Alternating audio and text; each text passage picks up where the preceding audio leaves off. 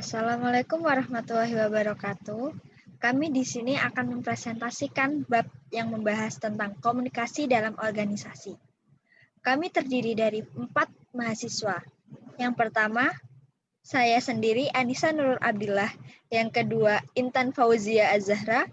Yang ketiga, Mila Safitri. Yang keempat, Siska Aprilia Wardani. Materi yang akan kita bahas yang pertama yaitu pengertian menurut para ahli, yang kedua konsep dan makna komunikasi dalam organisasi, yang ketiga fungsi komunikasi dalam organisasi, yang keempat aspek-aspek dalam komunikasi, yang kelima hakikat pesan komunikasi, yang keenam implementasi komunikasi dalam praktik manajemen perusahaan, yang ketujuh implikasi komunikasi bagi kelangsungan perusahaan, dan yang kedelapan conclusion atau kesimpulan. Pengertian komunikasi dalam organisasi. Istilah komunikasi ini berasal dari bahasa Latin yaitu kata komunis yang berarti sama atau common. Komunikasi organisasi pada umumnya membahas tentang struktur dan fungsi organisasi, hubungan antar manusia, komunikasi dan proses pengorganisasian serta budaya organisasi. Komunikasi organisasi diberi batasan sebagai arus pesan dalam suatu jaringan yang sifat hubungannya saling bergantung satu sama lain meliputi arus komunikasi vertikal dan horizontal. Next.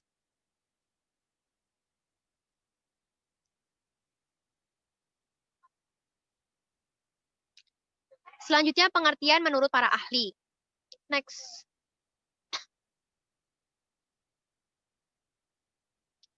Menurut Bass and Fowles, menjelaskan bahwa komunikasi organisasi merupakan perilaku organisasi yang terjadi dan bagaimana mereka terlibat dalam proses itu bertransaksi dan memberi makna atas apa yang terjadi. Yang kedua dari Arnold dan Feynman, bahwa komunikasi organisasi adalah pertukaran informasi di antara orang-orang di dalam organisasi, di mana prosesnya secara umum meliputi tahapan attention, comprehension, acceptance as true and precision. Yang ketiga, Wirianto juga mengungkapkan bahwa komunikasi organisasi adalah pengiriman dan penerimaan berbagai pesan organisasi di dalam kelompok formal maupun informal dalam suatu organisasi. Jadi, berdasarkan pendapat para ahli di atas, dapat disimpulkan bahwa komunikasi organisasi adalah suatu perilaku yang dilakukan di dalam organisasi untuk pertukaran informasi sebagai pengiriman dan penerimaan pesan di antara orang-orang yang berada dalam organisasi tersebut. Baik, di sini saya akan menjelaskan bagaimana konsep komunikasi dalam organisasi. Yang pertama, komponen komunikasi, yaitu yang terdiri dari 5 komponen. Yang pertama, komunikator atau pemberi pesan. Yang kedua, komunikan atau penerima pesan. Yang ketiga, pesan atau informasi. Yang keempat, media. Dan yang kelima, umpan balik. Selanjutnya, karakteristik organisasi. Yang pertama, terbuka. Maksudnya, karakter organisasi harus terbuka kepada siapapun, dan informasi harus sampai kepada seluruh anggota organisasi. Yang kedua, dinamis. Maksudnya, organisasi harus dapat beradaptasi dan mengikuti perubahan yang terjadi. Yang ketiga, pengetahuan. Yang keempat, tujuan. Yang kelima, struktur. Dan yang keenam, etika. Selanjutnya, klasifikasi komunikasi organisasi. Klasifikasi dibedakan menjadi 4, yaitu klasifikasi sifat penggunaan, klasifikasi arah, klasifikasi lawan bicara, dan klasifikasi keresmian. Penggunaan dibedakan menjadi 2, yaitu lisan dan tulis, di mana pada komunikasi lisan lebih mudah digunakan karena kita bertatap muka dengan orang yang berbicara atau yang memberikan komunikasi daripada tulisan yang melalui surat dan lain-lain. Yaitu klasifikasi arah dibedakan menjadi 5, yaitu komunikasi ke atas, yaitu antara anggota kepada pengurus, dan untuk komunikasi ke bawah seperti kebalikan dari komunikasi ke atas, yaitu antara pengurus kepada anggota. Yang ketiga, yaitu komunikasi horizontal, di mana komunikasi ini terjadi antara pihak yang memiliki kedudukan yang sama. Yang keempat, komunikasi dua arah, komunikasi yang langsung terjadi timbal balik antara komunikan dan komunikator. Yang kelima, komunikasi satu arah, di mana pada komunikasi ini tidak terjadi timbal balik. Selanjutnya, klasifikasi lawan bicara.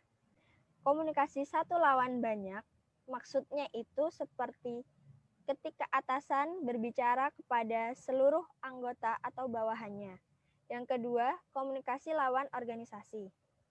Selanjutnya, klasifikasi keresmian, di mana dibedakan menjadi dua, yaitu komunikasi formal yang terjadwal dan informal yang tidak terjadwal.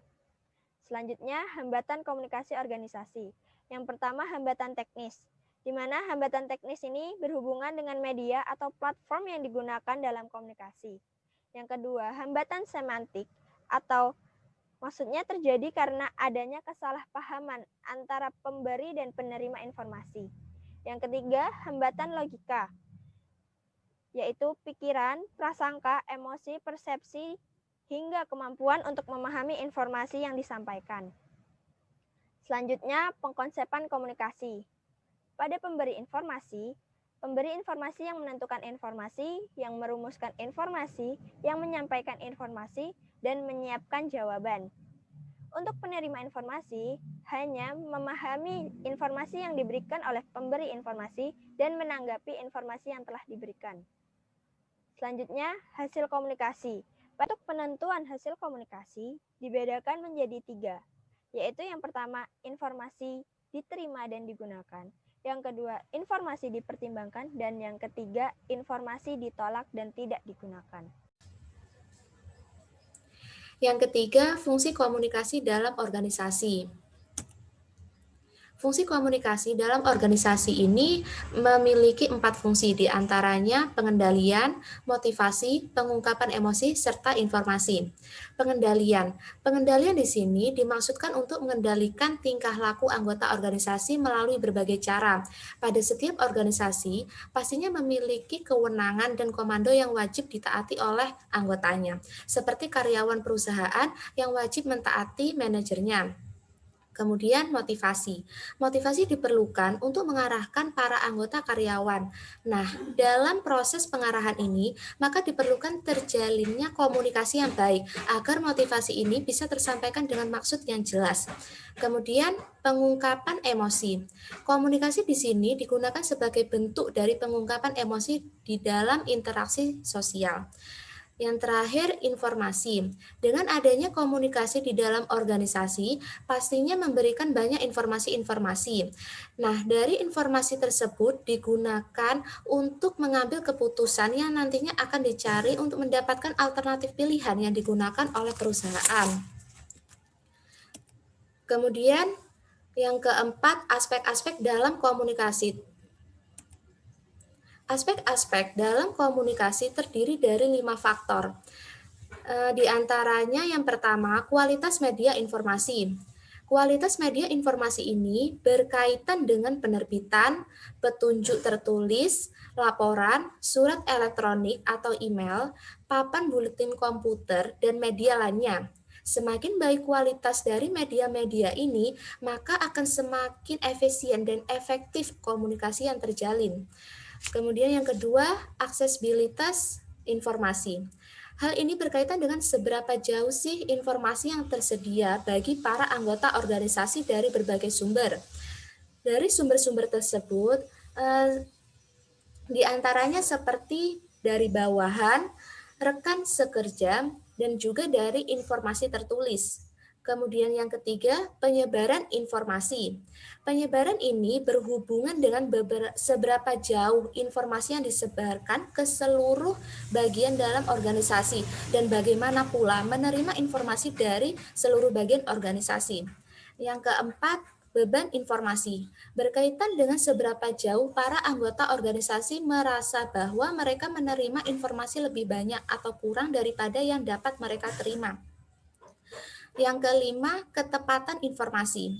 Ketepatan dalam komunikasi organisasi ini berkaitan dengan kecermatan. Artinya, sejauh mana para anggota organisasi memahami sejumlah informasi yang didistribusikan kepada mereka sesuai dengan jumlah informasi yang sesungguhnya.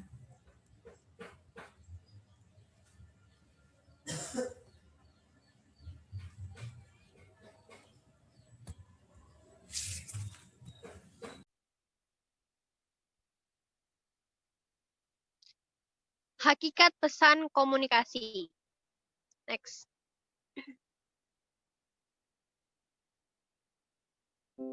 Next. Yang dimaksud dengan pesan di sini yaitu susunan simbol yang penuh arti tentang orang, objek, kejadian yang dihasilkan oleh interaksi dengan orang. Pesan diklasifikasikan menurut bagaimana pesan itu disebarluaskan atau metode difusi. Kebanyakan komunikasi organisasi disebarluaskan dengan menggunakan metode hardware. Untuk dapat berfungsi tergantung kepada alat-alat elektronik dan power. Sedangkan pesan yang menggunakan metode software tergantung kepada kemampuan dan skill dari individu, terutama dalam berpikir, menulis, berbicara, dan mendengar agar dapat berkomunikasi satu sama lain. Pengambilan keputusan. Sedangkan mengambil keputusan dalam perusahaan akan ada banyak pilihan-pilihan kebijakan atau sikap yang harus betul-betul dipertimbangkan karena akan mempengaruhi masa depan perusahaan serta menyesuaikan dengan tujuan perusahaan. Materi yang keenam adalah implementasi komunikasi dalam praktek manajemen perusahaan. Dalam pengimplementasian komunikasi di sebuah perusahaan, perlu adanya pengkoordinasian atau pengaturan komunikasi dengan baik yang dimana dilakukan oleh manajer perusahaan. Di mana proses tersebut disebut sebagai sistem manajemen komunikasi. Sehingga di sini peran manajer dalam pengaturan komunikasi sangatlah penting. Komunikasi juga menjadi jembatan antara karyawan dan pimpinan perusahaan, yang artinya komunikasi tersebut sebagai cara ataupun saluran bagi karyawan dalam menyampaikan masukan, saran maupun kritik mereka ke atasan mereka. Yang kedua, komunikasi dalam suatu perusahaan haruslah efektif, karena komunikasi yang efektif sangat dibutuhkan dalam sebuah dunia bisnis. Karena ketidakefektifan komunikasi akan berdampak buruk terhadap kesuksesan suatu perusahaan. Oleh karena itu, di sini sistem manajemen komunikasi yang dijalankan oleh manajer tadi sangatlah penting agar menjamin komunikasi yang efektif di sebuah perusahaan. Oleh karena itu, kehadiran komunikasi di dalam suatu perusahaan menjadi sangat vital atau sangat penting. Karena komunikasi juga berfungsi sebagai alat untuk keberlangsungan sistem manajemen dalam suatu perusahaan. Tanpa sebuah sistem manajemen, suatu perusahaan tidak akan mampu untuk mencapai kesuksesannya. Selanjutnya, implikasi komunikasi bagi kelangsungan perusahaan. Di sini saya akan menjelaskan 7 implikasi penerapan komunikasi dalam perusahaan. Ada 7, yang pertama adalah meningkatkan produktivitas perusahaan. Produktivitas perusahaan dapat meningkat apabila komunikasi yang terjalin di sebuah perusahaan itu berjalan secara dinamis dan efektif. Karena komunikasi yang berjalan dengan baik, maka pembagian kerja di antara karyawan atau elemen-elemen dalam perusahaan juga akan berjalan dengan baik pula, sehingga produktivitas perusahaan pun juga akan meningkat. Kemudian yang kedua, implikasinya adalah meningkatkan kinerja karyawan. Perlu diketahui teman-teman bahwa antara satu karyawan dengan karyawan lainnya atau antara satu divisi dengan divisi lainnya sangat mengedepankan kepuasan kinerja, di mana kepuasan kinerja dari karyawan atau divisi ini dapat dicapai apabila terjalin komunikasi yang baik antara karyawan maupun antara divisi perusahaan. Yang ketiga, menghindari konflik.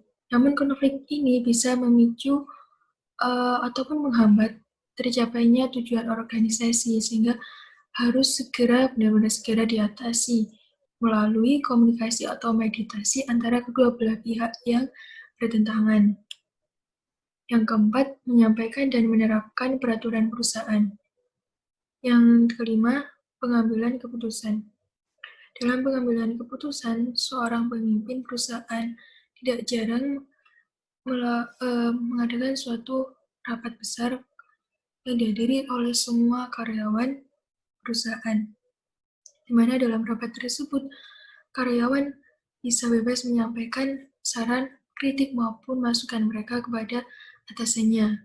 Karena perlu diketahui teman-teman bahwa karyawanlah yang mengetahui bagaimana keadaan sesungguhnya di lapangan itu, sehingga mereka yang tahu apa saja keputusan yang seharusnya diambil dan ditetapkan oleh perusahaan dan apa saja keputusan yang seharusnya tidak diambil dan tidak ditetapkan oleh perusahaan. Yang keenam, merealisasikan tujuan dan target perusahaan. Apabila keputusan tersebut telah diambil dan ditetapkan, maka dalam merealisasikan tujuan dan target perusahaan akan semakin mudah. Yang terakhir, membentuk hubungan profesional dan lingkungan yang kondusif. Kesimpulan dari pemaparan materi komunikasi dalam organisasi ini adalah bahwa komunikasi merupakan aspek paling penting dalam sebuah kerjasama tim.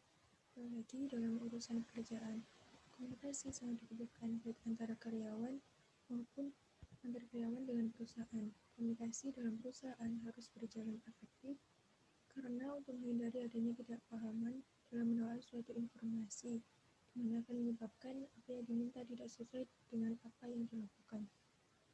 Hasil akhirnya akan dapat mengganggu kinerja perusahaan itu sendiri.